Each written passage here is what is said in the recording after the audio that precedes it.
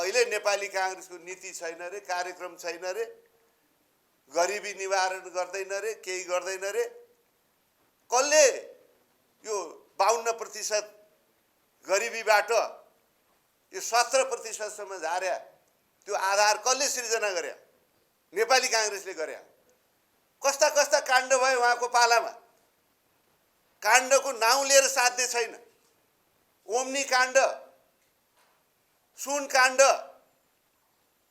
देखि लिएर काण्डै काण्ड, संसद विघटन काण्ड, यति धेरै काण्डको नाउँ छ। 33 किलो सुन काण्ड, सिन्डिकेट काण्ड, निर्माण व्यवसायी धरपकड काण्ड, वाइट बडी काण्ड, गोकर्ण रिसोर्ट यति काण्ड, गुठी विधेयक काण्ड। धर्म संस्कृतिको कुरा गर्नुहुन्छ। धर्म संस्कृति जुन हजारौं वर्षदेखि स्वस्फूर्त रूपमा जनताले निर्माण गरेको संरचनालाई भत्काउन कोसिस कसले गर्यो? त्यो ओली नेतृत्वको चाहिँ सरकारले गर्यो। अन्तर्राष्ट्रिय सम्बन्धमा के भयो उहाँको पाला? अन्तर्राष्ट्रिय सम्बन्ध बेहालत, असन्तुलन, कहिले यता फर्क्या जस्तो, कहिले उता फर्क्या जस्तो, विश्वास शून्य, कसैले नि विश्वास नगर्ने अवस्थामा उहाँले पुर्याउनु भएको थियो। ऋण लिएर घिउ खानी भन्छ नि, घिउ खाए पनि सबै जनताले पाउने गरेर दिए भए त ल दिएछ, सबैले घिउ खान पायो भने। केही सीमित व्यक्तिहरूले घिउ खाने, त्यो पनि ऋण लिएर। अब हामीले त्यसलाई चाहिँ उल्टाइदियो। ओलीजी भइराख्या भए नेपाल चाहिँ श्रीलङ्काको बाटोतर्फ उन्मुख हुन्थ्यो। ऋणमाथि ऋण लिने, त्यसमा ठुलो कमिसनको खेल। साथीहरू, नेपाली काङ्ग्रेस पार्टी अत्यन्त जिम्मेदार पार्टी हो। नेपाली काङ्ग्रेस पार्टीले 46 सालको परिवर्तन यता नेपालको आर्थिक आधार नै नेपाली काङ्ग्रेसले खडा गरेको। त्यस बेलामा देश ऋणमय थियो, त्यसबाट मुक्त गर्ने पार्टी नेपाली काङ्ग्रेस पार्टी हो। भ्याट लागू गरेर, करको दायरा विस्तारित गरेर प्रशस्त राजस्व देशभित्रै सृजना गर्ने पार्टी पनि नेपाली काङ्ग्रेस पार्टी नै हो। र उदार आर्थिक नीतिका आधारमा उद्योग, व्यवसाय, कल कारखाना र पर्यटन विकासको आधारशिला राख्ने पार्टी पनि नेपाली काङ्ग्रेस पार्टी हो। चाहे त्यो उड्डयनको क्षेत्रमा होस्, चाहे शिक्षाको क्षेत्रमा होस्, चाहे स्वास्थ्यको क्षेत्रमा होस्, चाहे पूर्वाधार विकासको क्षेत्रमा होस्, चाहे सामाजिक सुरक्षाको क्षेत्रमा होस्, हरेक क्षेत्रमा नेपाली काङ्ग्रेस पार्टीले अग्रणी भूमिका निर्वाह गर्यो। नेपाली काङ्ग्रेस पार्टीकै नेतृत्वमा यो सम्भव भएको हो। 2% आर्थिक वृद्धिबाट 7% आर्थिक वृद्धि पुर्याउने पार्टी नेपाली काङ्ग्रेस पार्टी नै हो। देशमा हिंसात्मक द्वन्द्व नभएको भए नेपालको विकासले अर्को फड्को मारिसक्थ्यो, त्यसमा कुनै दुई मतै छैन। नेपालभित्र यो स्थानीय निकायको स्वायत्तताको सुरुवात गर्ने पार्टी पनि नेपाली काङ्ग्रेस पार्टी नै हो। र सामुदायिक वनको अवधारणा ल्याएर नाङ्गो भइसकेको पहाडलाई फेरि हराभरा बनाउने पार्टी पनि नेपाली काङ्ग्रेस नै हो। हामीलाई नीति नभएको पार्टी, नेपाली काङ्ग्रेसले जुन नीति र कार्यक्रम देशमा कार्यान्वयन गर्यो त्यसको ब्याज साउसहित खाने पार्टी एमाले पार्टी। झुटो आरोपको पुलिन्दा ओलीजीले लगाउनु भएको छ। झुटमाथि झुट। नेपाली काङ्ग्रेसले जुन आर्थिक उदारीकरणको नीति लियो, जताततै निजी उद्योग व्यवसायहरू फस्टाउन थाले।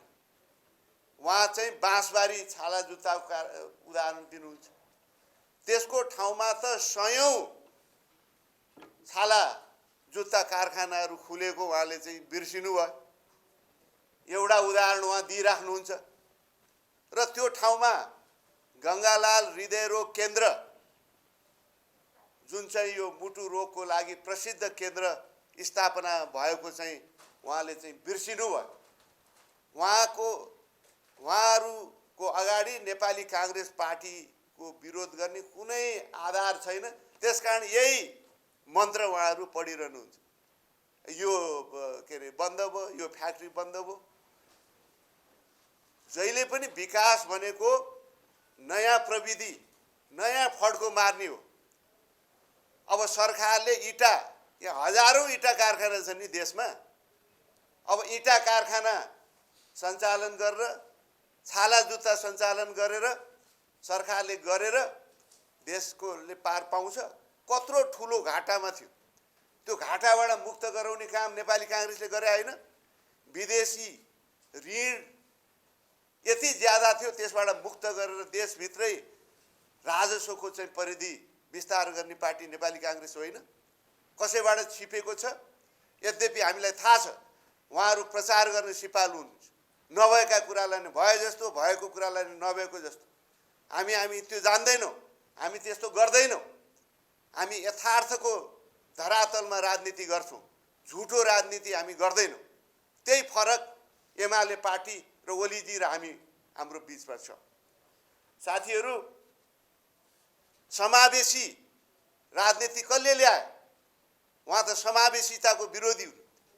स्थानीय निकायको लाई अधिकार सम्पन्न बनाउने कुराको उहाँले विरोध गर्नुभएको पटक पटक।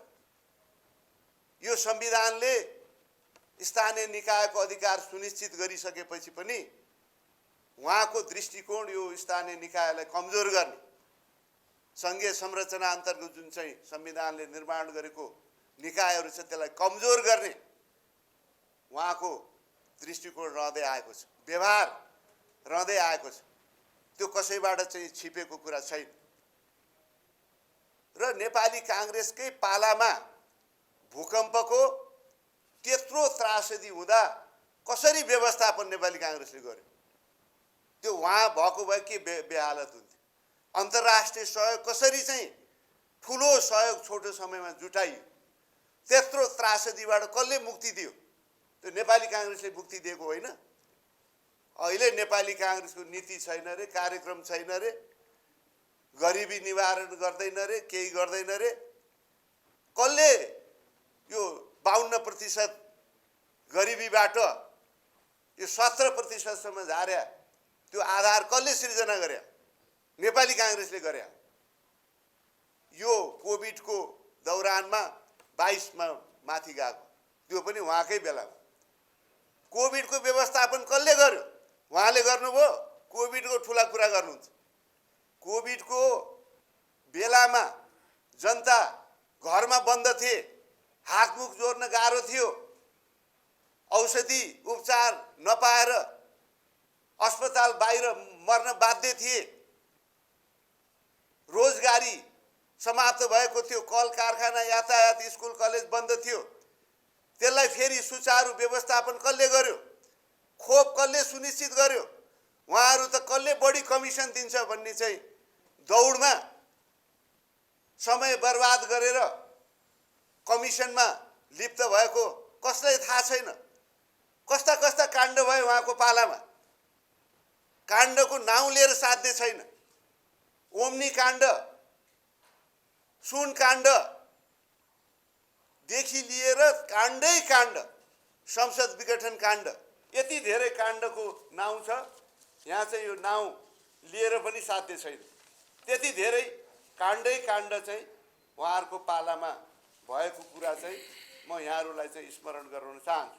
अब यहाँ आएपछि अब यहाँ कति धेरै काण्ड रहेछन् भने 33 किलो सुन काण्ड, सिन्डिकेट काण्ड, निर्माण व्यवसायी धरपकड काण्ड, वाइट बडी काण्ड, गोकर्ण रिसोर्ट यति काण्ड, गुठी विधेयक काण्ड। धर्म संस्कृतिको कुरा गर्नुहुन्छ। धर्म संस्कृति जुन हजारौं वर्षदेखि स्वस्फूर्त रूपमा जनताले निर्माण गरेको संरचनालाई भत्काउन कोसिस कसले गर्यो? त्यो ओली नेतृत्वको चाहिँ सरकारले गर्यो। त्यस्तै गरेर चाहिँ यो सुरेन्द्र यादव अपहरण काण्ड, चार्टर उडानमा कमिसन काण्ड, सेक्युरिटी पेसको 70 करोड काण्ड, बुढी गण्डकी काण्ड, रेलवे ट्र्याक ठेक्का काण्ड, फास्ट ट्र्याक ठेक्का काण्ड, संसद बैठक अवरोध काण्ड, बजेटमा चक्लेट र विद्युतीय गाडी करको दर सम्बन्धी गोपनीयता चुहाएको काण्ड, काण्डै काण्ड छन्। यो त केही यो उल्लेख्य काण्डहरू, अरू त कति काण्ड काण्ड। संविधान कानुनको कसले धज्जी उडाए? कसरी प्रशासन तन्त्र, सुरक्षा निकाय, संवैधानिक निकायहरूलाई समेत व्यक्तिकरण गर्ने कोसिस कसले गर्यो? अब संसद विघटन हाम्रो कारणले भयो। संसद विघटन कसो कारण भयो? उहाँको पार्टीकै मूर्धन्य नेताहरूले सचिवालयमा पेश गरे छ कि के बदमासी उहाँले गर्नुभयो। हामीले मात्रै भने हो, उहाँकै पार्टीभित्र एउटै पार्टी हुँदा गम्भीर आरोप सहितको आधिकारिक दस्तावेज त्यहाँ पेश गरियो। त्यो हामीले गरे हो। हामीले त एउटा चाहिँ संयमित जिम्मेवार पूर्ण विपक्षीको भूमिका हामीले निर्वाह गरिरहेका थियौँ। संसदको बैठक मार्फत हामीले आफ्ना कुराहरू राख्न कोसिस गरिरहेका थियौँ। तर हामी सत्तामा आउने बित्तिकै उहाँहरू संसदै चल्न नदिने अनि एमसीसीको प्रस्तावको मञ्चन गर्नुभयो, तर त्यो अगाडि बढाउन सक्नु भएन। उल्टो देशभरि प्रचार गरियो एमसीसी देश विरोधी हो, राष्ट्रघाती हो भन्ने कुराहरू आयो। त्यसलाई चिर्यो कसले? संसदबाट पास गर्यो कसले? नेपाली काङ्ग्रेसले गर्यो नि। र अहिले सम्पूर्ण नेपाली जनताले यो त देश विकासकै लागि आएको रहेछ, निशुल्क आएको रहेछ, सडक बनाउन आएको रहेछ, ट्रान्समिसन लाइन बनाउनको आएको रहेछ, हामीले गरे हो नि। अब विद्युत विकासमा उहाँहरूले गर्नु लोड सेडिङ अन्त गर्नु। म यो ऊर्जा मन्त्री जसले अपर तामाकोशी आयोजना कार्यान्वयन गर्ने म ऊर्जा मन्त्री भएको बेला स्वदेशी नै पुँजी जम्मा गरेर माधवजी प्रधानमन्त्री हुनुहुन्थ्यो। यो transmission line Dhalkebar Muzaffarpur transmission line कसले त्यसको चाहिँ सम्झौता गरे हो? हामीले गरे हो।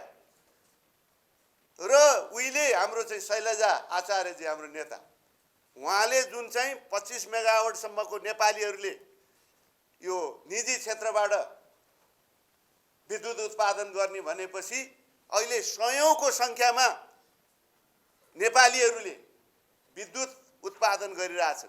25 मेगावाट भित्र मात्रै अब सीमित छैन, 50, 100 हुँदै चाहिँ 150, 200 मेगावाट गर्न सक्ने सक्षम कसले बनायो?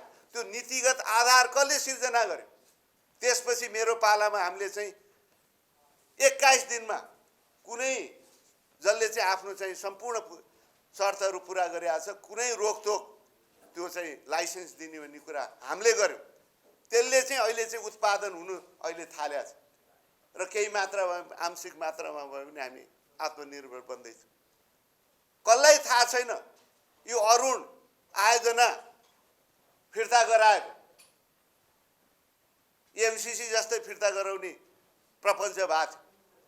त्यसपछि फेरि काङ्ग्रेसकै नेतृत्वमा अरुण ल्याएको होइन, अहिले पुरा हुने चाहिँ बाटोमा छ। पहिल्यै अरुण चाहिँ कार्यान्वयन भएको भए देशमा लोड सेडिङ हुन्थ्यो। अहिले लोड सेडिङ मुक्त उहाँले गराउनु पर्यो। हामीले जुन पूर्वाधार सिर्जना गर्यौँ, निजी क्षेत्रको विकास, लगानी, अन्तर्राष्ट्रिय ट्रान्समिसन लाइन जसबाट चाहिँ कम बिजुली भएको बेला उताबाट बिजुली ल्याएर लोड सेडिङको अन्त्य भएको छ र हाम्रो अब सरप्लस भएपछि उता जाने प्रबन्ध पनि सुनिश्चित गरिएको छ। एमसीसी अन्तर्गत फेरि थप ट्रान्समिसन लाइन, अन्तर्राष्ट्रिय ट्रान्समिसन लाइन जोडेर भोलि उत्पादन ज्यादा हुँदा निर्यात गर्ने पूर्वाधार सिर्जना भयो। एउटा घर बन्नको लागि एक इँटा थप्दै गएर चाहिँ घर बन्छ, एकै ताल छानो लाग्दैन। त्यसको सम्पूर्ण आधार नेपाली काङ्ग्रेसले चाहिँ तयार गरे हो। उहाँ त कुरा गर्नुहुन्छ, कुराको लामो फेरिस्त छ उहाँको।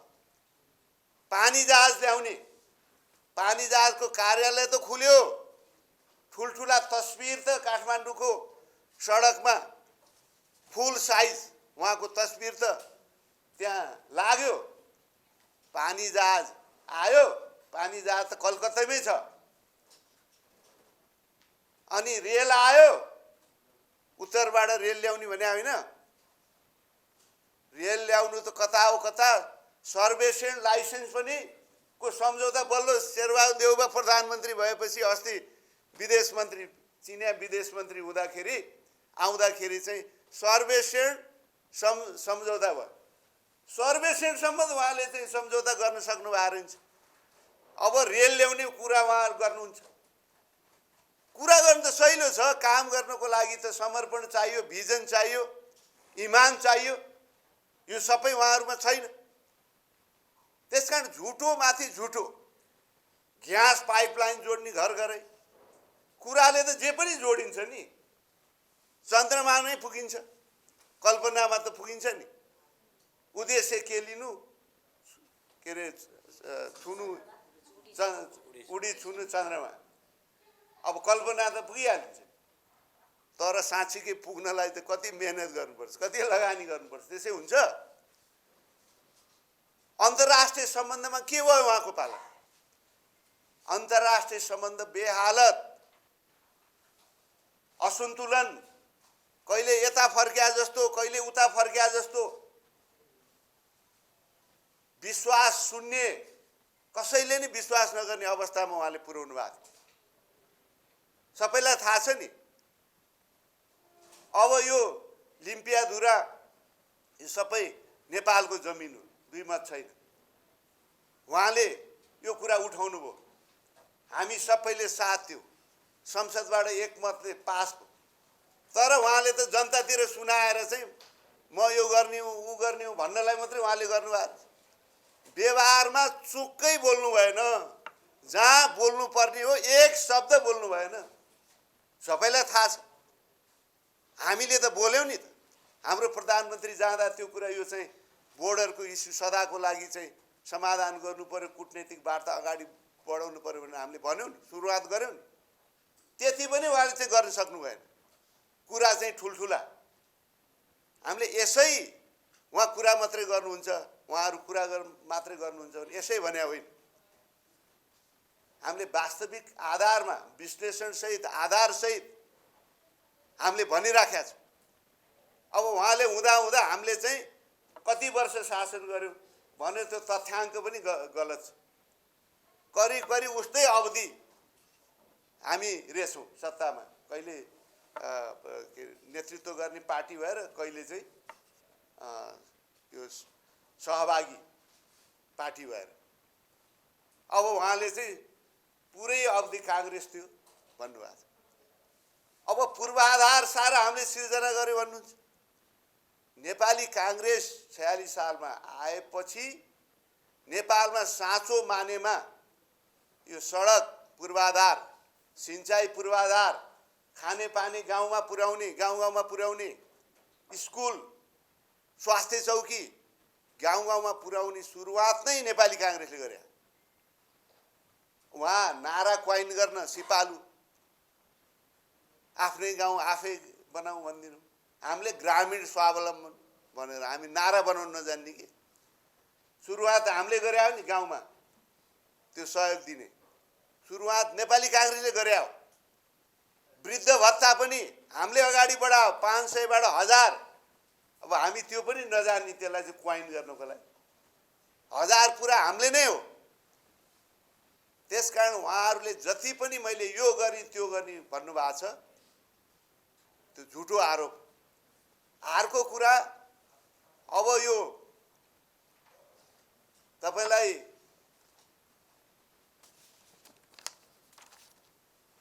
वृद्ध भत्ताको कुरा आउँदाखेरि त्यति मात्रै 70 वर्षसम्मबाट वृद्ध भत्ता पाउने व्यवस्था थियो।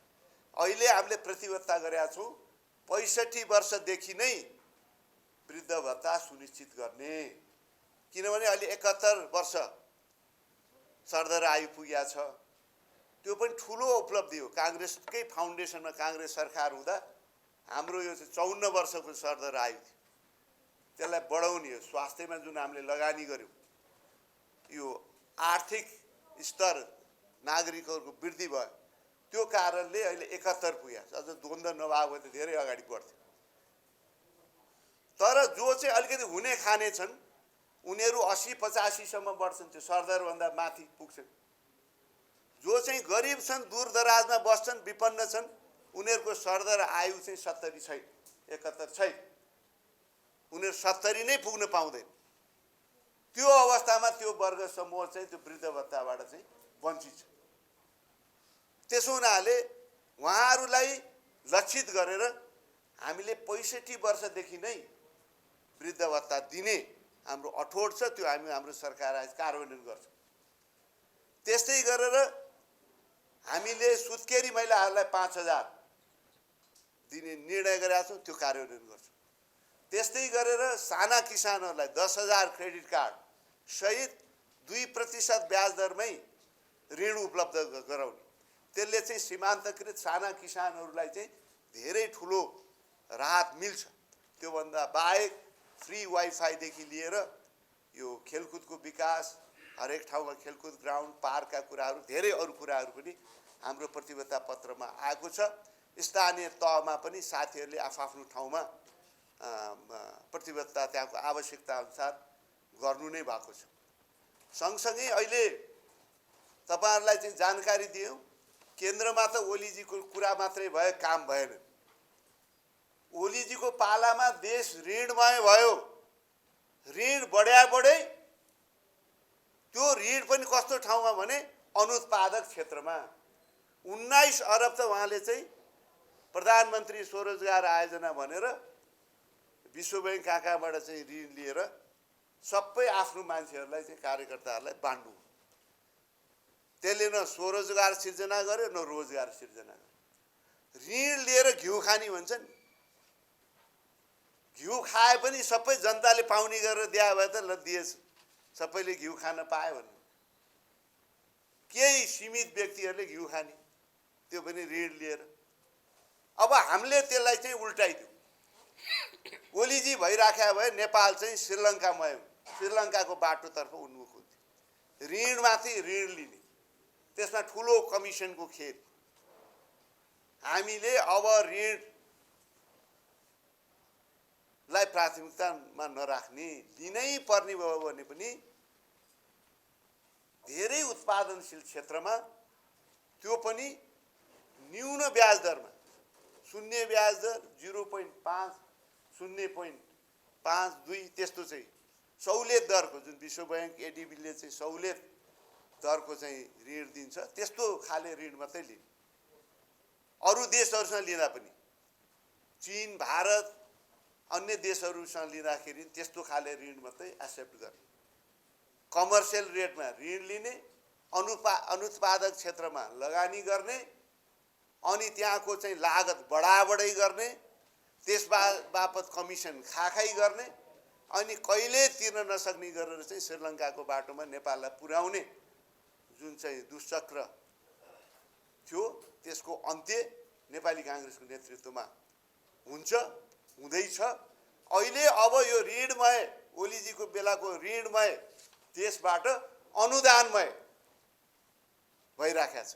झन्डै 60 अरब हामीले यो एमसीसी अन्तर्गत अब बिजुली र सडक निर्माणमा आउँदैछ। 304 किलोमिटर सडक, 305 किलोमिटर उच्च क्षमताको 1200 के यो चाहिँ 400 केबीको 1200 मेगावाट समेत बिजुली बोक्न सक्ने क्षमताको, त्यो हामी चाहिँ लगानी गर्दैछौँ भने तत्कालै फेरि अमेरिकाले 80 अरब अर्को चाहिँ अनुदान दिने सम्झौता भइसक्यो सरकारसँग।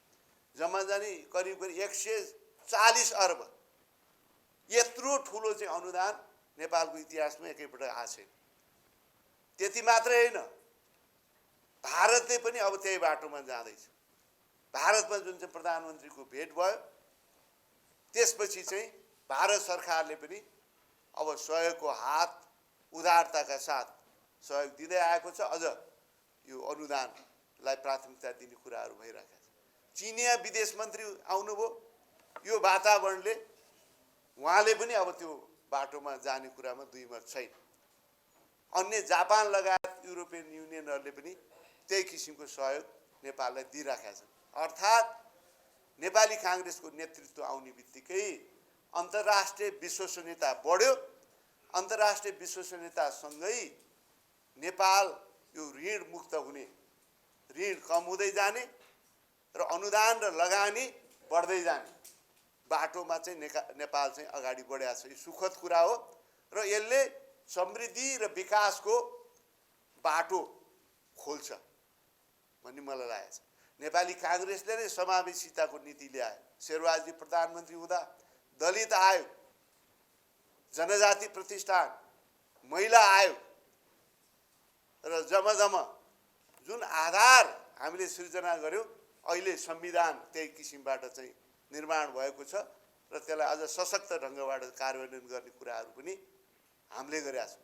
संविधान निर्माण नेपाली काङ्ग्रेसकै नेतृत्वमा भयो। संविधानको कार्यान्वयन चुनाव नेपाली काङ्ग्रेसकै नेतृत्वमा भयो। गर्ने नेपाली काङ्ग्रेस अनि उहाँले जस लिने, काम गर्ने कालु, जस लिने भालु भने जस्तो कुरा हो। मकै खाने भालु। अब यस्तो कुरा छ। संविधान निर्माण उहाँ कहाँ हुनुहुन्थ्यो? उहाँको त नाउँ निशानै थिएन। यो अग्रगमन उहाँ चाहिँ यो दक्षिणपन्थी र उग्रगामी यो उसमा जान थाल्यो। अब दक्षिणपन्थीसँग कसले चाहिँ यहाँ सहकार्य गरिरहेछ? खोजी खोजी कमल थापा र चाहिँ लिङ्गदेनलाई खोजी खोजी कहाँ छन् भनेर उहाँ चाहिँ समझदारी गर्नु पर्यो भनेर हिँडिरहनु भएको छ। अब अग्रगमनको कुरा चाहिँ उहाँले गर्न मिल्छ? संविधान निर्माणको कुरा चाहिँ उहाँले गर्नुभयो नि त। उहाँ त कहाँ हुनुहुन्थ्यो? माधवजीहरू अरू थिए यो संविधान निर्माणको उसमा। उहाँ कहाँ हुनुहुन्थ्यो? त्यसकारण कुनै फ्रन्टबाट, आर्थिक सुशासनको कोणबाट, विकासको कोणबाट, अन्तर्राष्ट्रिय सम्बन्धको कोणबाट, संविधान निर्माणको कोणबाट, कानुनी शासनको कोणबाट, कुनै कोणबाट पनि उहाँ सफल हुनुहुन्न। उहाँको नेतृत्व असफल हो र के मुखले अब फेरि उहाँले भोट माग्ने कुरा गर्दै हुनुहुन्छ? 5 वर्षलाई चाहिँ निर्वाचित सरकार 3.5 वर्षमै हात उठाए, 2 पटक उठाए, 1 पटक मात्र होइन 2 पटक उठाइदिनु। पुनर्स्थापना भएपछि फेरि बिग्रियो। फेरि पुनर्स्थापना भएर काङ्ग्रेस नै चाहिँदो रहेछ भनेर उहाँकै दलको 3 घटक भयो। 2 घटक हामीसँग आएर काङ्ग्रेसले नेतृत्व लिइदिनु पर्यो। उहाँले बर्बाद गर्नुभयो भनेर काङ्ग्रेसले नेतृत्व लिएको हो नि। त्यसकारण उहाँले अब सुशासनका कुरा, कानुनी शासनको कुरा, संविधानको कुरा, विकासको कुरा, यो भ्रष्टाचार मुक्त शासनको कुरा गर्नु मिल्छ? भ्रष्टाचारमय भएको छ देश। अनि कोभिड व्यवस्थापन पनि भनिरहनु भएको छ उहाँले कोभिड व्यवस्थापन गर्नुभयो। कमिसनलाई पर्खिँदा कसले बढी दिन्छ भन्ने बाटोमा जाँदाखेरि चाहिँ बेहालत त्यसको व्यवस्थापन अहिले भएको छ। यी काण्डहरू चाहिँ रोकिएका छन्। कोभिडको व्यवस्थापन भएको छ। अब हामीले आगामी मार्गचित्र पनि कोरेका छौँ कि यो गठबन्धनलाई तालमेललाई अगाडि बढाउँ। यद्यपि उहाँले अब यो रहँदैन, चल्दैन भन्नुभएको छ। हो, अवश्य पनि उहाँ त नचलोस् भन्ने चाहनु नै हुन्छ। हामी चाहिँ सिन्सियर छौँ काङ्ग्रेस। हामी यो लोकतन्त्रलाई बलियो पार्न, संविधानलाई बलियो पार्नको लागि यो सहयात्रा गर्न तयार छौँ। हामीलाई विश्वास छ हाम्रा सहयात्री दलहरू पनि त्यही मान्यता अनुसार हिजोको जुन झाँसा ओलीजीले दिनुभयो त्यो झाँसामा उहाँहरू चाहिँ जानुहुने छैन र यो चाहिँ लोकतान्त्रिक यात्रा, संस्थागत गर्ने यात्रामा चाहिँ अगाडि बढ्नुहुनेछ भन्ने हामीलाई लागेको छ। त्यसकारण साथीहरू, कुनै पनि कोणबाट अहिले अब ओलीजीले फेरि मत माग्ने आधार छैन। स्थानीय निकायकै कुरा गर्ने हो भने पनि 10वटा उत्कृष्ट कार्य सम्पादन हामीले गरेका कार्य सम्पादन होइन, त्यो स्वतन्त्र रूपमा भएको चाहिँ मूल्याङ्कनको आधारमा 6वटा हाम्रो उत्कृष्ट छ।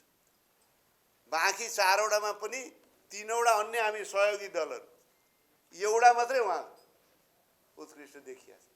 स्थानीय तहको कोणबाट हेर्दाखेरि पनि हामी नै ठिक देखिन्छ। राष्ट्रिय कोणबाट हेर्दाखेरि पनि नेपाली काङ्ग्रेसको नेतृत्व नै ठिक देखिन्छ।